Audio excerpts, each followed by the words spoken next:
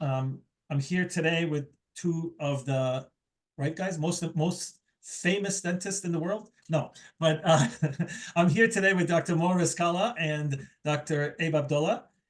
They are here as individuals. They're not representing any organizations. I had some questions that I wanted to kind of clarify for me, and this kind of be a lecture to tell people, if you have any questions, watch this and learn. This is the first episode of many episodes to come for Dentistry in General Advocacy Coalition that is going to be introduced to you in the future.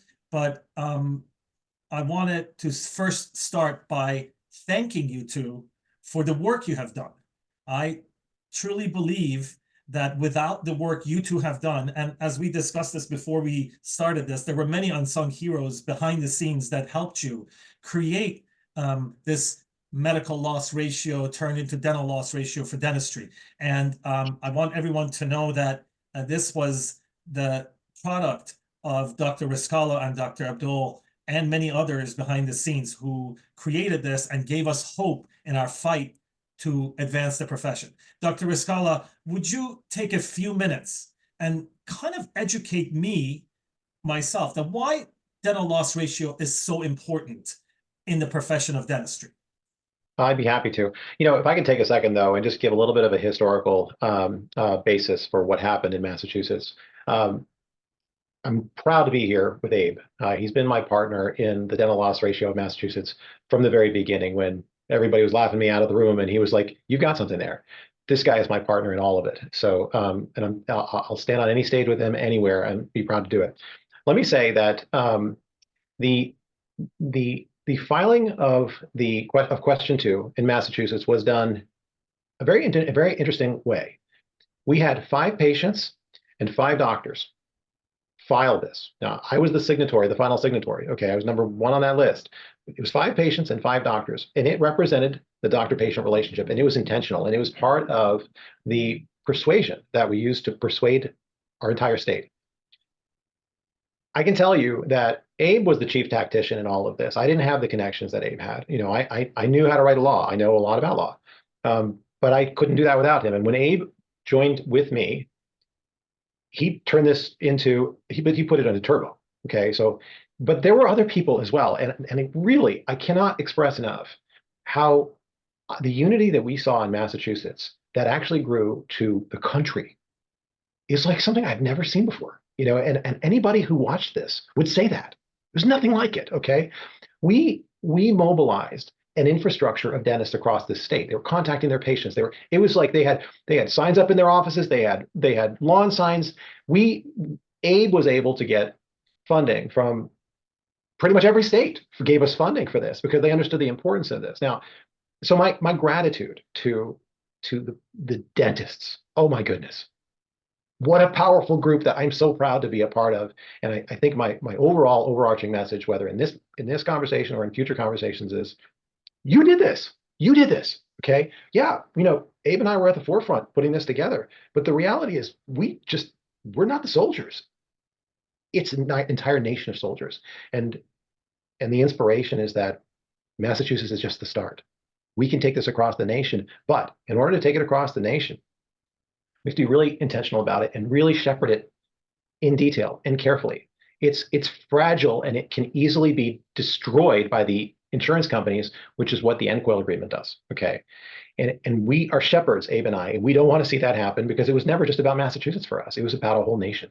Now, having said that, I'd like to express to you the importance of this particular law concept, so the dental loss ratio law concept, and why it's so special compared to other laws. Dental loss ratio changes the entire relationship between dentists and insurers. Okay, changes everything. Okay, why? The paradigm that we're all familiar with is dental insurers make more by spending less. We know that, right? So they find every way, like bundling of procedures, like not providing assignment of benefits, unfair audits. They do all of those things under a paradigm that they make more by spending less. Okay, dental loss ratio reverses this. Now they make more by spending more. Wow, wait a minute. What do you mean by that? Well, for the 100% that they get in Massachusetts or in any state, they'll get a specific percentage that they get to spend on administration and profits. And in this state, it's now 17%. The 83% goes to the patient, okay? But if they don't make the 83%, they say they get to 80%, their 17% shrinks. So they want to get to the 83%. Why? Because it inflates their 17% to its maximum.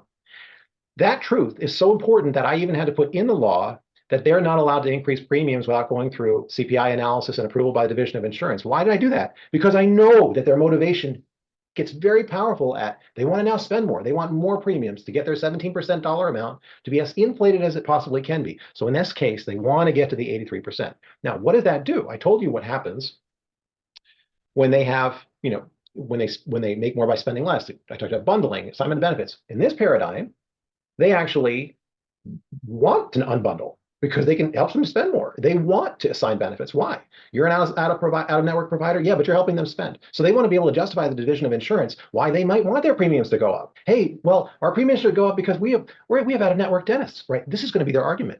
So what my point is that all of the different legislation efforts that we have, like creating network leasing laws, assignment of benefits, bundling, all these different laws that we have that we try to produce as bills, those are all problems that stem from the same trunk, which is the paradigm trunk. Okay, and in this case, what we're doing is we are attacking them at the body, not at the different heads that we see that are making us crazy. That is why dental loss ratio is so important, and why we cannot allow this opportunity of what has now happened in question 2. Why we cannot allow that opportunity to go through the nation and become a useless system like NCOIL is providing. Because if we can get this just right, this will change dentistry forever. Okay. So I want to kind of like summarize this as basically this piece of legislation would force them to pay so much if they want to collect their full share. If they don't pay that much that they're supposed to, their share shrinks as well. So it maximizes their benefit if they maximize our benefit. So and that's the patient's benefit, patient's right? benefit. Absolutely. This is about the patient's benefit. And that's what it is. I mean, we don't have a benefit. It's a policy that the patient pays into. Now, you mentioned a couple of words that may be a little bit difficult for people to understand who they are. NCOIL is the National Conference of Insurance Legislators.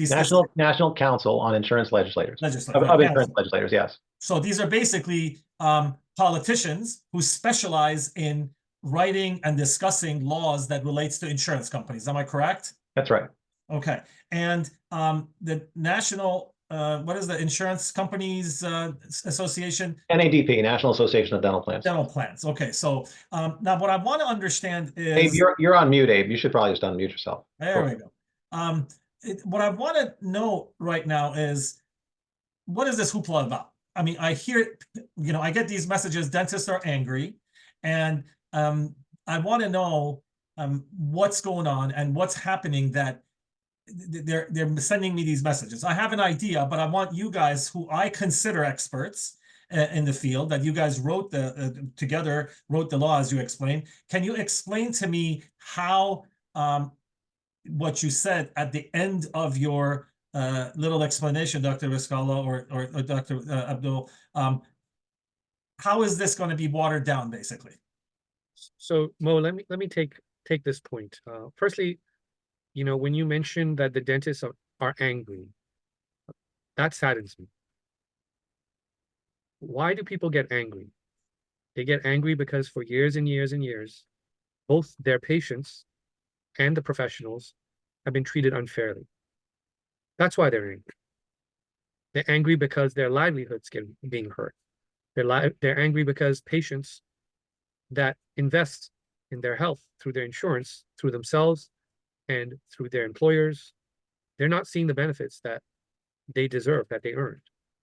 And that's why they're possibly angry. What Mo had written in Massachusetts, he wrote it, he's the author, hopes to bring a better alignment between the insurance industry and the patients. It's not the dentists, it's the patients. So, he has a lot of kind words for everybody, but I think it's important that we recognize that this is an individual that was possibly angry as well for his patients, and he invested his own resources. We don't talk about this enough. $3 million of his own resources not to mention his time, his reputation to do this. So Massachusetts was a victory. It still is a victory. It's the beacon of light for the nation. So how does this NCOIL, NADP language affect us all? If you allow me, Bob and Mo, I'll bring up the slides, and why don't we all study this together? Because like a lot of legislation, maybe more so in this case, there are a lot of obscurities in there that Mo and I have spent days, countless hours trying to decipher. So let me bring up the first slide, if you don't mind. Is that okay? Sure, Dr. absolutely. And I'm going to ask questions if you don't mind. If I don't, I want you to ask questions. Please Okay. interrupt both. And I don't have all the answers, and neither does Mo, but we'll do the best we can. How does that sound? Absolutely. So this Model Act, that's what it's called. It calculates the average dental loss ratio over 3 years for a group of insurers within a market segment. Okay. Abe, this is what the insurance the insurance organization has suggested, right? This is the proposal. This is the NCOIL rule. proposal. This is the NCOIL. This is the NCOIL framework. Okay. So just to be clarified, DLR equal MLR. Okay, except it's a dental loss ratio. What we did in Massachusetts, we called it a medical loss ratio. There's no difference. It's just semantics. What they propose is that any insurance company is considered an outlier if their DLR is greater than one standard deviation of the average 3-year DLR of all the insurers within that market segment. And I want to replace that word standard deviation with the range. Basically, the standard deviation creates a range for this average, correct? The standard deviation is how far are you from the average? Right. Does that define it better for you? And Bob, I want you to help me simplify the languages. Yes, I think if we consider this standard deviation creating a range based on that standard deviation, people can understand it better. We have this 3-year average, but they're not going to be outliers if they fall within a little bit more or a little bit less of that 3-year average. If they fall a little bit more or less within the 68% of normalcy. Correct. But okay. Again, well, just imagine one number and imagine upper limits and lower limits, basically. Now I'm going to read this to you. If a carrier's DLR in market segment remains an outlier after 2 years, carriers shall be subject to a minimal DLR percentage by market segment. So they have to be in violation for over 2 years. Now, this is an important point. Exceptions. Unique circumstances deemed by the commissioner, meaning the commissioner has a lot of leeway in determining what aspects of these areas will deem an insurance company an outlier. They have power over that determination. The last paragraph, which is the most obscure to both Mo and I, is this, and I'll read it to you because we don't want to paraphrase this. These rules will be effective no sooner than 42 months after a carrier is determined to be an outlier as defined in this section. What I'm going to do right now is there's some obscurities. I'm going to invite Mo to just say a few words as to what me and him have discussed about this. So let me say that there's a lot of latitude in this language. Okay, so let's just say on day one, do you have a 3-year average on day one? You've applied this as a framework in a state. Do you have a 3-year average? Actually, I would say you probably don't. Why? Because if you had a 3-year average of all of the insurers, then you could identify an insurance company as immediately out of compliance. But that actually violates ex post facto laws because you would tell them you're out of compliance on a law that didn't exist for 3 years prior to that date. So you really can't do that. Okay, and they could easily just sue the state and say we're going to file a lawsuit. You can't apply and call us out. You can't apply a law and call us an outlier for a period of time before the time of the law being existing. So if that is true, which it seems to me it would be, then what that means is that they are going to be acting as if they have 3 years from the date of that enactment. They have 3 years to get a 3-year average. Okay, so day one plus 3 years have passed, and then what happens? At 3 years, they're going to take the average of all of the insurers, and they're going to compare the 3-year average of everyone combined in a market segment. Okay, what's a market segment? That means like small market, medium market, large market. Okay, and they're going to say just all of them, all the smallest, all the mediums, all the largest, and they're going to compare the insurers what? 3-year averages. Okay, At the end of that 3 year, they're going to say this insurance company may be is out of compliance. And then what it said, and what it says in the third bullet point, if carrier DLR and market segment remains outlier after 2 years, so now they've got 3 years. Okay. Now, if you're an outlier after 2 years, that's now at 5 years. Okay. By market segment, you now trigger bullet point 4. Bullet point 4 is these rules will be effective no sooner than 42 months after a carrier is determined to be an outlier, as defined in this section. So when were they determined to be an outlier? Okay. At the earliest. Okay. And it is equivocal, meaning unclear. Okay. At the earliest, it would be at the end of the 3rd year. Okay. At the earliest. Okay. Now, that second bullet point says you have to be an outlier after 2 years. So you have to actually be at the 4th year. Okay. You determine an outlier after the 3 year average. You need the 3 year average to be defined as an outlier. Then at the end of the 4th year, which would be 2 years of being an outlier, is what this is saying. At that point, they then say you have 42 months after a carrier is determined to be an outlier as defined in this section. So were they defined in year 3, year 4? It's quite possible that it's 3 years plus 42 months, which is 3.5 years. It could be 3 plus 3.5, which is 6.5. It could be after the 4th year. That's 4 plus 3.5. That's 7.5 years. Okay. Now, what is it? What is it? I can tell you, I'm not really even clear on what it is. What I know is this, though. When you're trying to read a regulation and you're trying to apply a regulation as a regulator, there's just so many different interpretations that occur. So what do we have here? We've got a long time. Even if it was just 42 months, we've got a long time. But I'm telling you that my read of this is that it's somewhere between 4.5 to 7.5 years. Okay. Well, is that acceptable to dentists? Yeah, I mean, I have to tell you guys, and I'm sure that the audience is going to feel the same way. You guys are experts in this and you're explaining it well, but I get a headache just looking at this and listening to it, meaning that I'm confused. And our attorney colleagues, I love them, you know, they defend us and everything, but they will find a way to muck this up.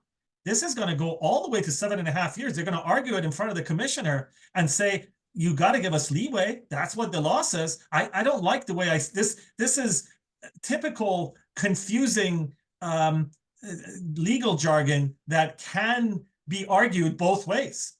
And well, compare it to Massachusetts, right? You got 83%. You get 83%. Boom, done. You don't. If you're not complying, you're rebating, right? That's how it works. You know, Kathleen Garrity, the executive director of Connecticut, they're trying to put through an 85% medical loss ratio right now, and they have been pushed back by NADP at their division of insurance. And Kathleen went publicly stating, that she was saying the NCOIL agreement is not right for Connecticut. And she said, because it's confusing and it's just not right for us. Now, why does she have to say this? Why is she trying to push back on a framework? Because it's being pushed on her, because NADP is saying, oh no, we've relabeled this. It's the Model Act, as Abe has on this slide. Yeah. So having said all this, Bob, I think the best way to clarify standard deviation and this act is actually provide you with a simulation. Yes, please. Give us an example.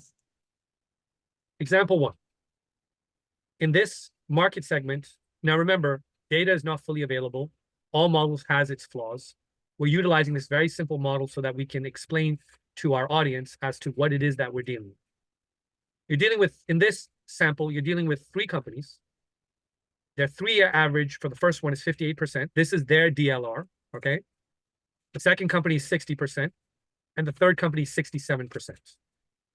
The market 3-year average in this case is 61.67%. The standard deviation is 3.86%. So what does that mean? Based on the standard deviation, you take the average, you subtract the standard deviation, that will give you the floor. That means that is the minimal amount that an insurance company needs to comply with. And Mo has already explained about, you know, does that mean, you know, 4.5 years or 6.5 years? That we don't know. But they need to be compliant to 57.81%. Now, to further elaborate this example, I'll show you an example 2. Well, now hold on a second. Go back to that 1 second. Okay, go back to example 1. So in this situation, we have a range of 9% from company A to company C, right? It's a range of 9%, and all of them comply in this example. Okay, and the standard deviation is 3.86%. All we did in the second example is we changed one number, a 58 to a 51. And notice what happens to standard deviation. It nearly doubled. So in a small sample size, small population of players, a small number of outliers can tremendously affect the standard deviation. So company A went from 58% to 51%, while company B and C didn't change at all. And it virtually doubled standard deviation. Now, look at what's happening in terms of permissible floor. Basically, what you're telling me is that by one insurance company can bring the average down, now the range gets even bigger. Yep. Actually, it's more than that. What we're telling you is that standard deviation has value when you're dealing with a large population. Standard deviation is very misleading as a guide when you have a very small number of plans in your population. So that one plan change can cause a massive impact on standard deviation, such that even poor company compliance becomes compliant. Yeah, so go back, Abe, Because go back one. So the permissible floor, the bottom limit of this range was 57%. Yep. And in the second one, nobody changed except one out of the three. 1/3 of the data got lowered, and now we're at 52% permissible. Yes. Just imagine, in Massachusetts, we have a fixed floor of 83%. Fixed. Mm-hmm. Through example 1 and 2, you could see that what are the incentives for company B and C to increase their dental loss ratio? What are the incentives? What are the motivations? They're ever so far from that floor now, just because, as you mentioned very well, Bob D, only 1/3 of the players has changed. And that in itself has changed that permissible floor significantly, from 57 to 52. And I also want to bring up the fact that it doesn't matter if we have 3 companies or 30 companies. This is just for simplicity. We've brought 3 because as this gets a bigger population, the same rules apply. Actually, no. The smaller the number of companies, and dental plans are really an oligopoly, meaning it's a handful of players. Okay, the smaller the number of companies, the more impactful, the greater the range of the standard deviation. Standard deviation tightens with more population, and it widens and flattens with fewer population. That's why a 3-company situation causes these dramatic fluctuations from year to year. And that's the case. That's the case in dental insurance. So where the NADP successfully got NCOIL to potentially adopt this plan, that is a home run for NADP, and they should be popping corks over this. And I should also say, and this is really important for people to know this, NCOIL has not yet ratified this. Okay, it is planned to be ratified by the National Council of Insurance Legislators on at their next meeting, April 11th to April 14th. This has not yet been ratified. Okay, and it's my view that we should all be opposing it. Let's see a different example. Now, remember I gave you the rules right from the beginning? Well, there's a loophole. The outliers are not only those that have an average of 3 DLR greater than 1 standard deviation, but there exists a safe harbor. And that is regardless of what the standard deviation is. If you are within 3% of the average, you are compliant. That means throw away the standard deviation anyways. You're just going based on a fixed number away from the average. Is that what you're saying? And the fixed number is 3%. Right. Right. So let's say, in Massachusetts, if you apply that to Massachusetts, right, we have an 83% medical loss ratio, but you'd be saying, but you're in substantial compliance at 80%. So you just give away 3%. There's a greater danger to that, and you're going to see that in a second, Bob. Okay. This is a little bit more of a complicated simulation, but it's going to drive the point that Mo just made. Okay, so if you look at this chart, you see that we calculate averages over 3 years. Okay, so this is -2 year, this is -1 year, this is the current year. Are you following me, Bob? Yes, yes. Meaning that's the first year that you can evaluate someone as being a plan as being an outlier at year 0. Right. What you notice is at year 0, the first year that Mo was talking about, you see that insurance plan A through F are in violation. Okay, they're at 56. And the floor is at 56.25. Notice I put 2 floors down for you. I put 1 floor based on standard deviation and 1 floor based on 3%. Bob, which is lower? 3%. 3%. So that floor is now 56.25%. Now, we've had that discussion already, whether the compliance is, X number of years, right? Let's say insurance companies A through F are good Samaritans, great players, okay? They decide now to take the lower limit of 3%, the 3% lower limit, which is 56.25%. This would be the second year. They're at 56.25%. Now look, what happens hypothetically if all the other players also stick to that floor? Do you see what happens now to the new floor? Bob, tell us, what is the lower limit per the standard deviation versus per the 3%? Can you see? Yes, it keeps going lower with the 3%, lower limit 3%. So is anybody now is anybody non-compliant anymore? Nope. Okay. So the market, the industry as a whole, now recognizes that this floor is 55.25. Now, let's say they all move towards that limit again. What happens in the third year? Look at the new floor. The floor is dropping, Abe. The floor is dropping. Now, I don't need to elaborate any further. You see the point. Year 3, year 4, year 5. And when I first presented this to Mo, Mo told me, you know what, Abe, it's probably unlikely to drop to 0. This is not a math formulation. Mo had indicated that you reach a point where consumers are going to evaluate whether insurance is worth it to them or not. So we will reach some kind of an equilibrium. But it's important through this example to, number 1, identify the loophole, and number 2, compare and contrast this model with the Massachusetts model. In Massachusetts, you have a fixed 83%. MLR data in Massachusetts can potentially be utilized for competition because everybody has to be stuck at the 83%. And they can't go lower than that. But in this case, the floor is falling, as you've indicated. Mo, explain to us why MLR would not be as effective as an instrument of competition in this model as compared to our Massachusetts model. Great. Well, let's come off screen share then. Sure. So I want to summarize this first before Mo goes into that.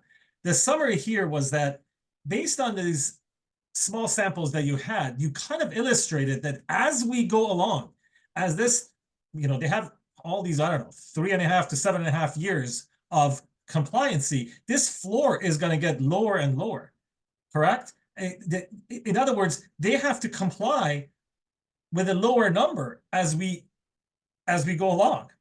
So Bob, I want to be very clear. We don't have enough data from the market. These are models and simulations. The goal is not to forecast where they're going to go.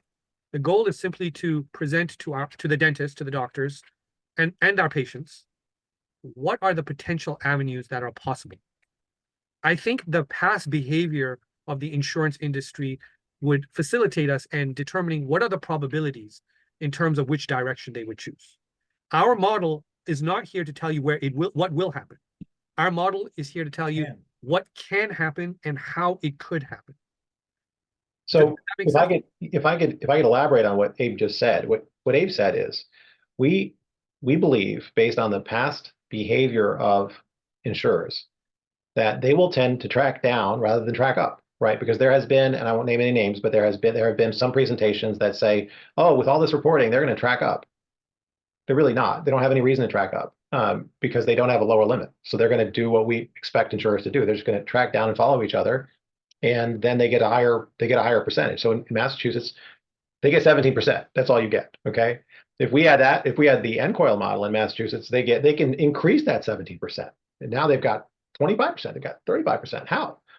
They do what they do. They just track each other back down. But what Abe said earlier about consumer behavior and consumer purchasing, I said, that model is not going to go to 0. It may not even go to 50. Let's be real. It may not go to 50. Why?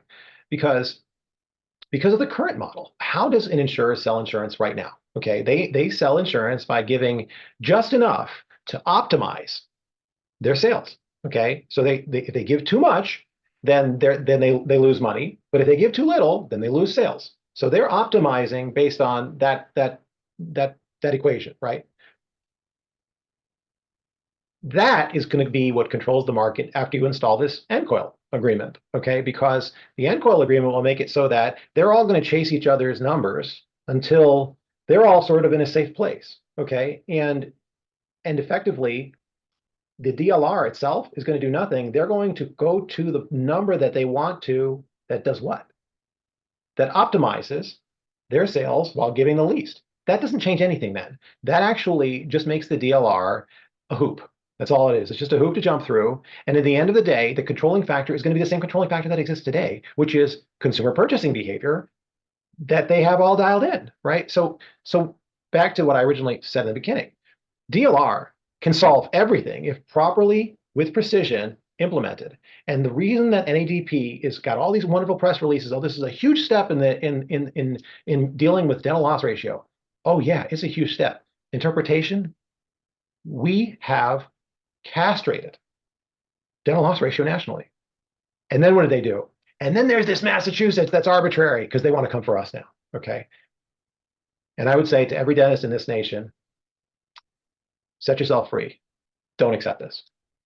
So again, to summarize, you're not here to tell me 100% this is a bad agreement. You're here to tell me it's not set in stone. Nothing is set in stone. I mean, we don't know how they're going to behave. And from what we know, insurance companies are there for profit, and they're going to track lower instead of track higher. But I've also heard no, but I am saying it's a bad agreement. I'm not. Let me not mince words. This is a completely useless agreement, and I haven't even gotten. And I won't go into the definition problems in this agreement. If I showed you the definition problems, this agreement does three terrible things. The first thing is it adopts definitions that should not be applied to dental loss ratio, okay, which we didn't use in Massachusetts.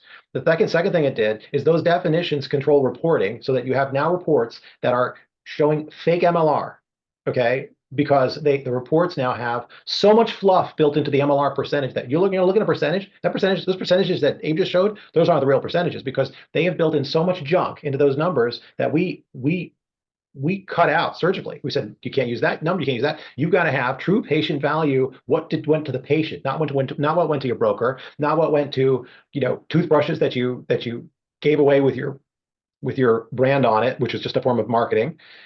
So the first thing is definitions. The second thing is the reporting is going to be harmed by those definitions. And the third thing is you have a useless DLR, which Abe just showed you, because actually the DLR controls nothing.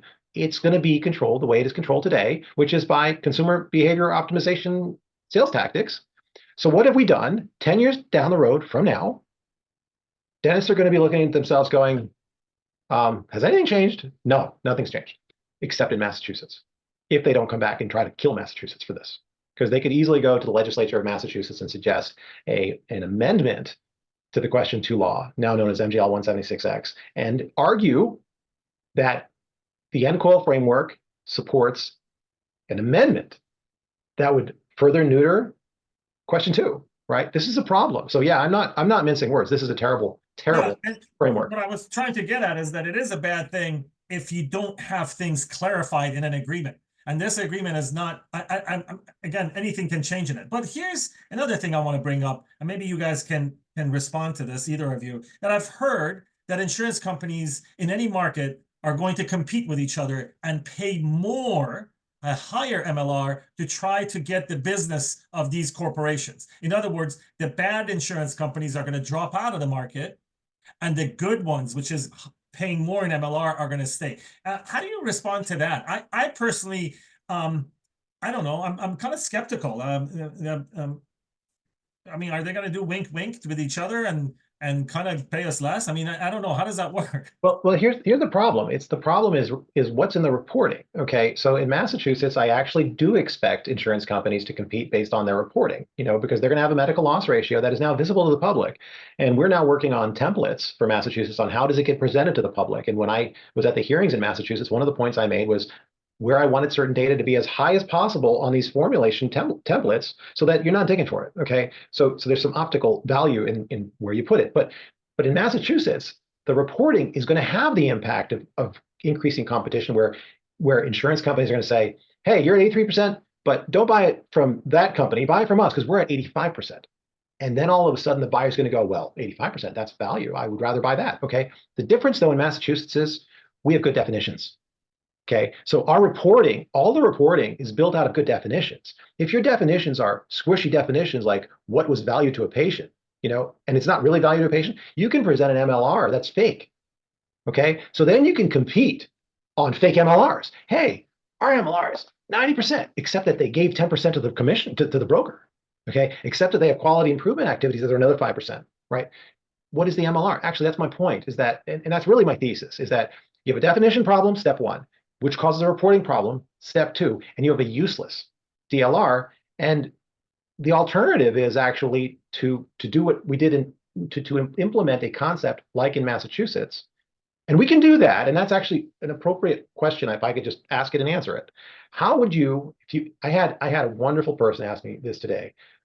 Mo, you're really upset with the NCOIL agreement, but how would you propose that DLR gets rolled out to the nation? How would you do that? I mean, how would you get MLR like in Massachusetts question 2 out to the nation? And I have an answer for that. In fact, it's not an answer I came up with today. It's an answer I came up with when I wrote it. I wrote it for exactly that answer. The Massachusetts reporting does not only require dental, it requires dental reporting plus all other lines of business. Why is this important? Because any insurer who is trying to show that they can't afford an 83% or a 90% MLR, what are they going to do?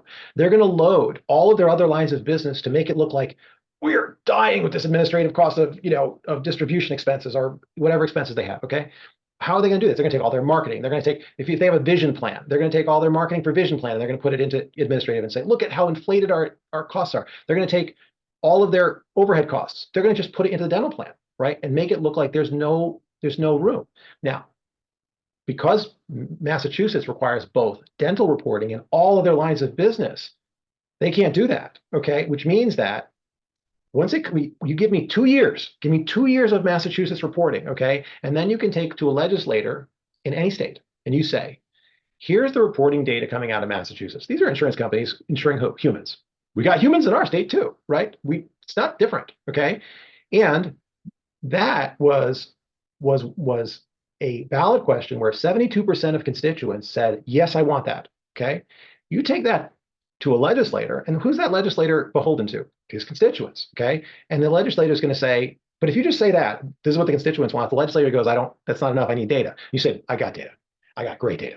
Boom. Massachusetts data, okay? Because no state has this data. All the other states have just dental, and even that's wimpy because it has definitional problems, okay? Not question 2. You take those 2 things and you take them to a legislator in another state, and you have a compelling argument where they can install that and say, I like that. That's a really well thought design. Let's implement that here because it's tried and true in Massachusetts. But in order to do that, Bob, you got to wait a little while. Okay, but I'm going to say this, I say it all the time. Generally, the horse that wins the race is not the first one out of the gate. Okay, we just got to hold back. And even though you want to just go and start, just chugging and flying, wait. You got to get your data. Otherwise, you're going to run into a brick wall. Just wait. Well, I'm gonna add to that. And in Massachusetts, there's only one way up. MLR can only go higher. In this current model, as we've demonstrated to you, there's 2 directions. Yes, some would argue that there could be competition, but we know historically the behaviors of our insurance colleagues, friends, okay? That is not the direction that we believe that they would be headed for. And remember, what are we talking about? We're using a lot of these complicated language, standard deviation, so on and so forth. We're talking about alignment between the insurance industry and patients. We're talking about patients getting the care for what they have paid for. I mean, what are we what are we really talking about? Why did Mo and I do this? It's so that patient could get access to care. 83% is much better than a falling floor. Would you not agree? Absolutely. Let me ask you guys, I think we've covered this before in other discussions we've had. What was found out the cost of operating insurance was in Massachusetts? Was it 6 or 7%? Is that because I want people to also understand that, oh, maybe they deserve 30% profit, so the cost is usually about what, 6 to 7%, right? So yes, so it's interesting. When they sued me at the Supreme Judicial Court of Massachusetts, they provided we obtained some certain discovery documents that allowed me to see their cost, specifically Delta Dental's cost of managing $600 million self-funded plans. Okay, just administrative costs. Okay, and those costs are called ASO, Administrative Services Only, ASO. Okay. Their cost was $40 million to manage a $600 million volume of plans. So that's actually, you do the math, when you look at their exact figures, it ended up being a little over 94%. When you do the exact math, it's just a little over 94%. I think it was like 94.57%. Okay. That's their true cost. Wow. Why? Because they don't have the catastrophic coverage that medical has. They have maximums, right? So how much room do they have? 83% that we put into question 2. People are like, Massachusetts, that is the gold standard. Actually, it's not. 83% was a starting point. We're going to go up. That was our entry point, 83%. So when I'm seeing any other states doing less than that, I'm frustrated. When I watch this NCOIL agreement, I'm frustrated. Yeah. Let me say one more thing, because I've just heard so many misleading statements about like self-funded plans. Okay, so self-funded plans are not controlled under question 2. They don't need to be. Why? Because self-funded plans already have very high MLR. I just told you that self-funded plan for that $600 million, what was their MLR? It was over 94%. Okay, right? That's what we're talking about. You don't need to manage a self-funded plan. But here's the other thing I hear people say, that they don't understand what's going on here. They say, yeah, but those self-funded plans, the insurers are going to manipulate those self-funded plans, and we really want to get control of those self-funded plans. What you don't understand is this: self-funded plans are big companies that that make an agreement with an insurance company, and what they do is they utilize that insurance company's provider network. They lease it effectively. They lease the provider network for their self-funded plan. Okay. Now, what are the rates inside that self-funded plan? Okay, for patient care, what are the maximums? Okay, it's whatever that insurance company is using for their insurance plan. Okay. Now, you don't need to regulate a self-funded plan, because if you regulate the insurance plan, you regulate the provider network, which is where the self-funded plan gets its power. You see what just happened there? You don't need to do that. If you could just get a great dental loss ratio on insurance companies that are not self-funded, but they're actually they're true insurance companies. If you do that, you control self-funded plans too. I want to kind of clarify what the self-funded plan is. I think a lot of dentists may be a little confused. We all know our patients that belong to unions. These are usually self-funded plans.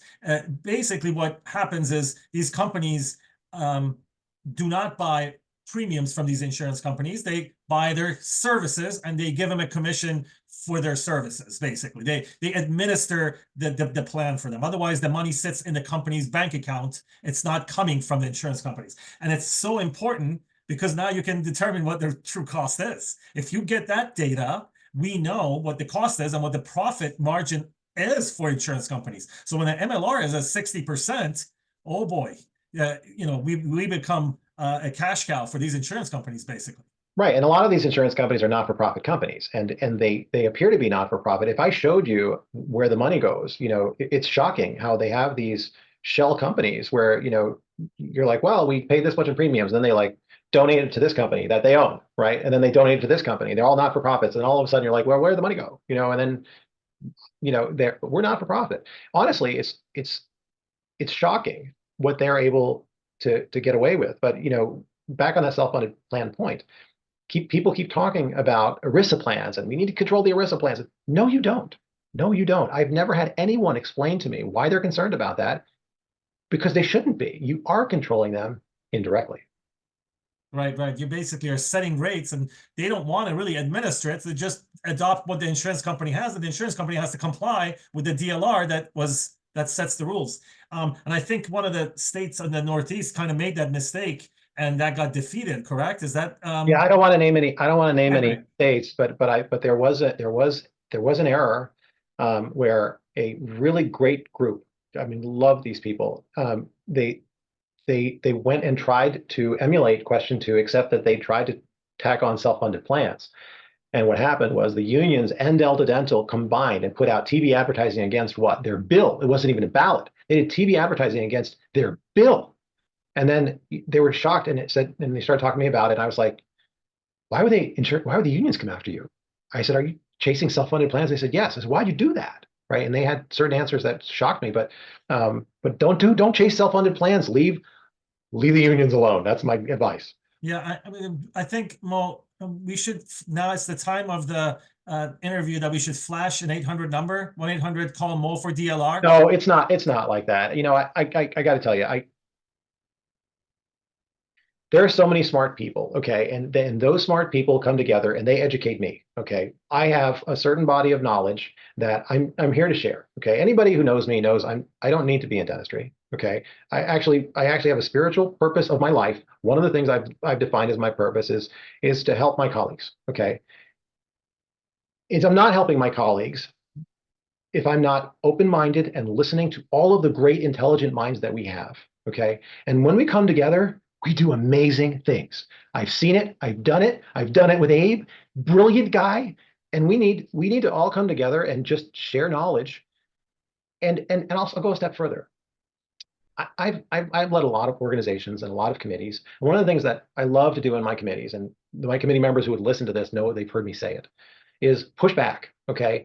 I am tired of the culture that I've seen and I've observed in organized dentistry, where some person says something and everybody's like, oh, that's a good idea, but they're thinking that's not a good idea.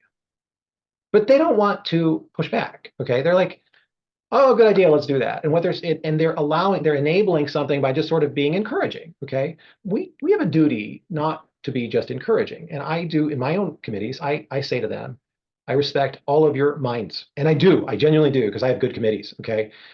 And I say, but somebody will say something that I'm not convinced about. And I say, I want to respectfully push back. Tell me why. Tell me why here's what I think. Tell me why I'm wrong. Okay. And then I'll say something and I'll say, if that doesn't make sense to you, argue back with me. Okay. And let's do this in a respectful way. And I have to tell you, we get great work product out of committees like that, but I don't see a lot of that in some of organized dentistry, where they are just sort of nodding and, agreeable and socially, sensitive. And I think you can be socially sensitive as long as you create a culture that says it's more important that we are great servants than we are always agree with each other. So, and if I could make one cultural change, it would be that.